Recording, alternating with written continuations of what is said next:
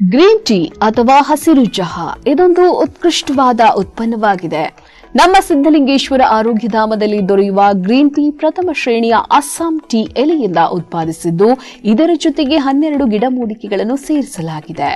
ಈ ಗಿಡಮೂಲಿಕೆಗಳು ಟೀ ಜೊತೆ ಸೇರಿ ಅನೇಕ ಕಾಯಿಲೆಗಳನ್ನು ಗುಣಪಡಿಸುತ್ತದೆ.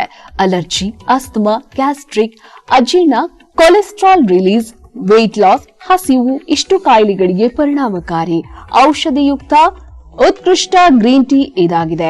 ಡಿಪ್ಪಿಂಗ್ ಟೀ ಬ್ಯಾಗ್ಗಳಲ್ಲಿ ಲಭ್ಯವಿದ್ದು ಹಾಲು ಅಥವಾ ಸಕ್ಕರೆ ಬೆರೆಸುವ ಅಗತ್ಯವಿಲ್ಲ. ಬೇಕಿದ್ರೆ ಸ್ವಲ್ಪ ಬೆಲ್ಲವನ್ನು ಹಾಕಿಕೊಂಡು ಸೇವಿಸಬಹುದು.